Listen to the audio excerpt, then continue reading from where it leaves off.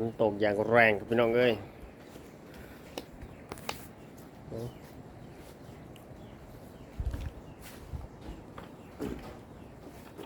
ฝนตกแรงมากไปดูปลาก่อนได้ยินเสียงไหมนะอันนั้นมันคือไม่ได้ยินไม่ใช่เสียงฝนนะมันคือเสียงน้ำมันไหลลงมาจากภูเขานะฟังนั่นคือเสียงน้ำที่ไหลลงมาจากภูเขาเพราะมันบึ้มบึ้มบึ้มบึ้มลงมาเต็มคาราเบลเลยนะพี่น้องเอ้ย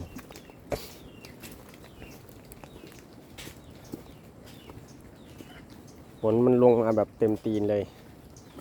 อย่างแรงโอ้ล้นอีกน้ำล้นเลย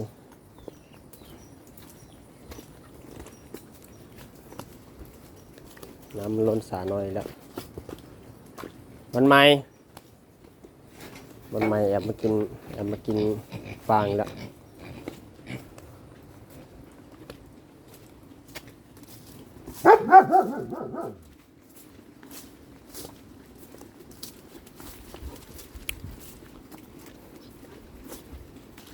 พอฝนหยุดตกหมอกก็ขึ้นโอ้โหมันตกอย่างแรงอ่ะพี่น้องเอ้ยตกแบบว่าไม่มีที่อยู่ถ้านาแต่ไม่ขุดคลองตัวนี้นะ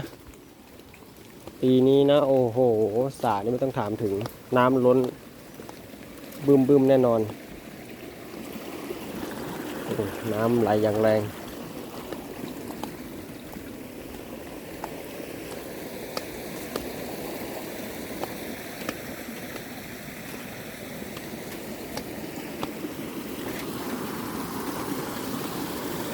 ดูสิมีปลาไหม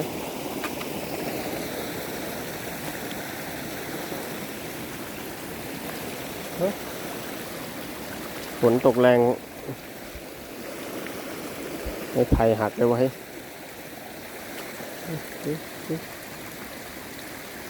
เดี๋ยว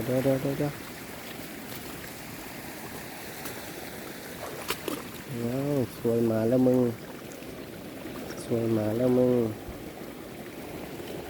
ไหน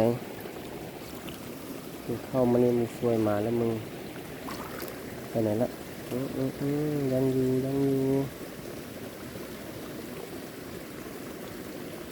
เอ้าเย็ดเป็ดออกไปจ้อยโน่นปลา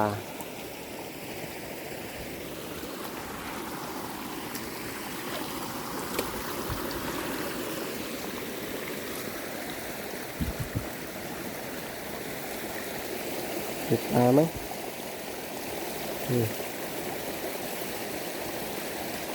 มีปลาช่อนอยู่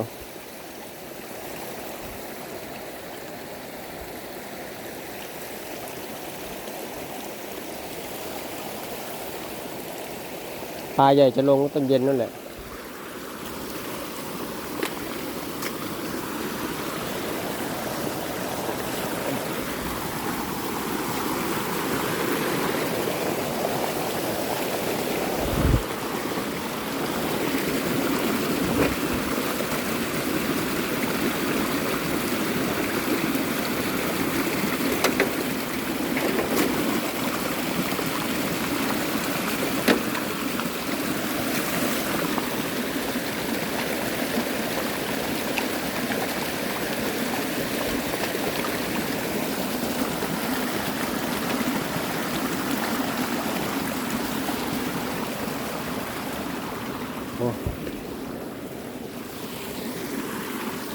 ฝนตกอย่างแรง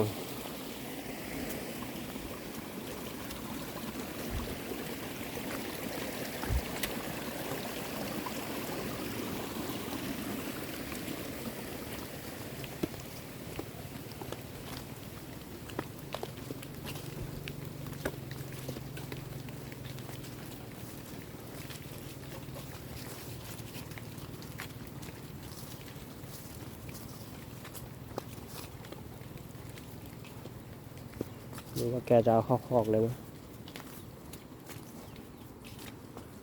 น้ำป่าไหลตุ้มเลยพี่น้องเอ้ย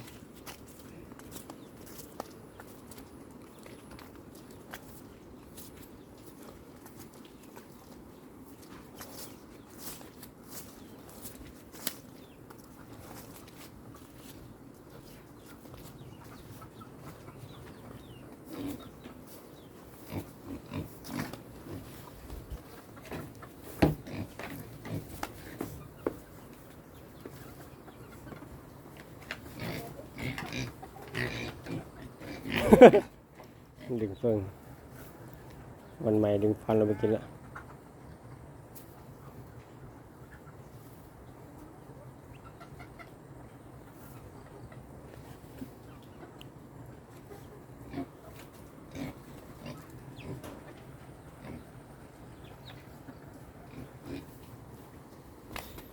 ใหม่ดึงฟาร์มเราไปกินแล้วเรามาถึงเวลากินเด็กๆไม่ต้องร้อง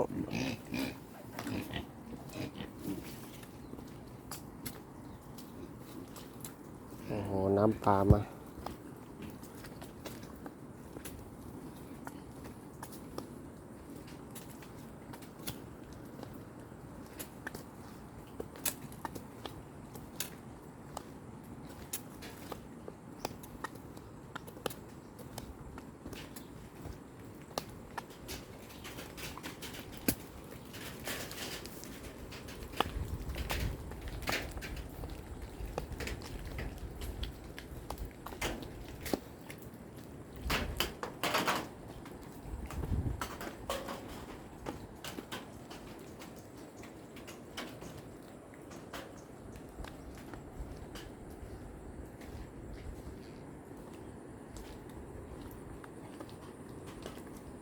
ฟังเสียง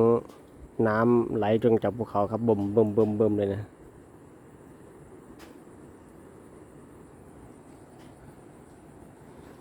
เดินไปดูน้ำมันเข้าคอกวัวไหมนี่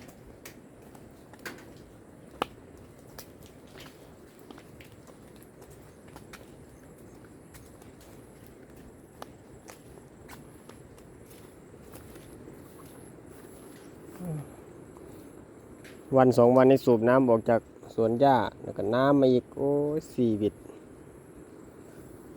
แต่ถ้าเป็นหญ้าพันธุ์อื่นจะตายแล้วนะเนี่ยแต่หญ้าไหนอยู่ได้ไม่ตายรอด